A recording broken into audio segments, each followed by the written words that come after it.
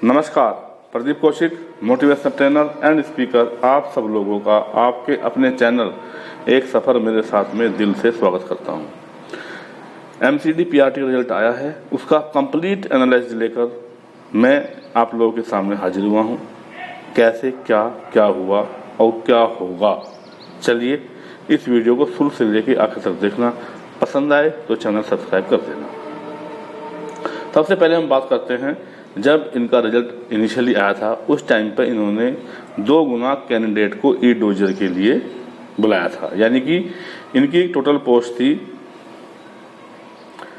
4366 और ई डोजर के लिए बुलाया था इन्होंने 8732 बंदों को बुलाया था, यानी कि डबल बंदों को इनवाइट किया था। ठीक है, लेकिन अब रिजल्ट आया है तो इसमें इन्होंने केवल 3711 बच्चे ही पास किए हैं। ठीक है, और जो पेंडिंग है वो है 345। अगर हम इन सबको मिला लेते हैं तो भी हमारे जो बच्चे पास होते हैं वो पास हो सकते हैं 4225, 4225 बच्चे पास हो सकते हैं। ठीक है, फिर भी 554 पोस्ट लेफ्ट आउट हैं। अब हमारी यह बात समझ में नहीं आ रही है कि अगर ई डोजियर भरने के बाद इतने बच्चे पास हो सकते हैं 4225, तो जो हमारे ई डोजर के बिना जो बच्चे बचे हैं जिन्होंने ई डोजर भरा है और जो उन्होंने बुलाए थे, जिनका इन्होंने उस मेरिट में थे, वो बचते हैं 4351 बच्चे। तो उनका क्या हुआ? उनका कहीं नाम नहीं है।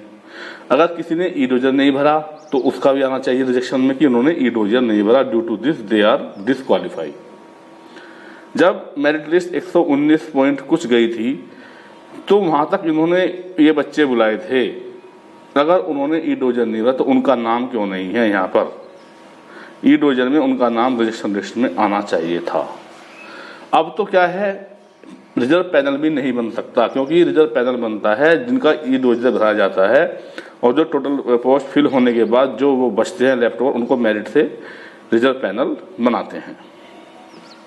तो अब मैं आपको कैटेगरी वाइज बता रहा हूं कि क्या हुआ है, क्या किया है इन्होंने। यूआर में 1610 पोस्ट थी, यूआर में 1610 पोस्ट थी।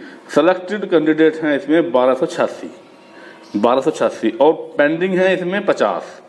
तो ये सभी मिलकर पेंडिंग भी अगर हम लगा लेते हैं, ये भी पास हो जाएंगे अगर इन्होंने अपने डॉक्यूमेंट्स पूरे कर दिए तो ये बैठते हैं 1344। फिर भी 266 पोस्ट यूआर में खाली रह जाती हैं, 266 पोस्ट यूआर में खाली रह जाती हैं।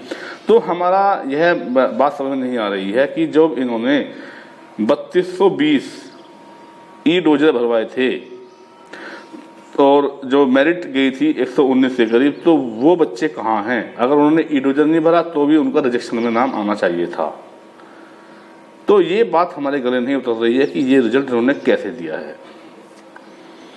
फिर है ओबीसी में थे 1286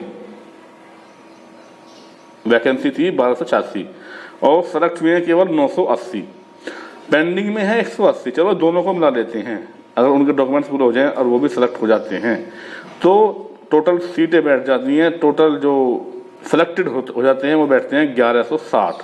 फिर भी 126 पोस्ट ओबीसी में रह जाती हैं।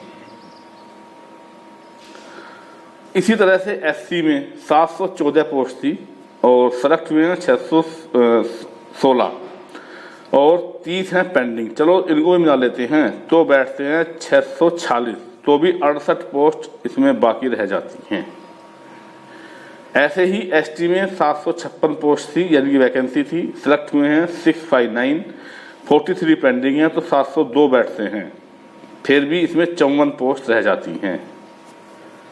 इसी तरह से टोटल बैठते हैं, जो टोटल हमारी वैकेंसी हैं वो हैं 4366 और जिसमें से सेलेक्ट हुए हैं हमारे 3711 और पेंडिंग उसमें से हैं 345। मान लेते हैं ये सभी इसमें आ जाते हैं। तो हमारे जो टोटल सेलेक्ट होंगे बच्चे जो हो सकते हैं वो होंगे 4225। फिर भी 514 पोस्ट लेफ्ट रह जाएंगी टोटल। तो ये एक एनालाइज है, और जो बच्चे पेंडिंग हैं उनकी जो ई डोजर भरने की तारीख है वह है जो 345 बच्चे जो पेंडिंग में हैं उनकी जो ई डोजर भरने की तारीख है वो 5 अप्रैल से लेके 14 अप्रैल तक है। तो ये एक एनालाइज था पूरे इस एमसीडी रिजल्ट का,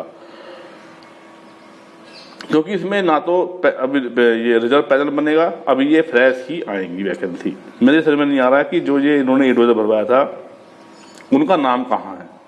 चलिए फाइंड आउट करेंगे क्या है क्या नहीं। तब तक के लिए नमस्कार, जय हिंद।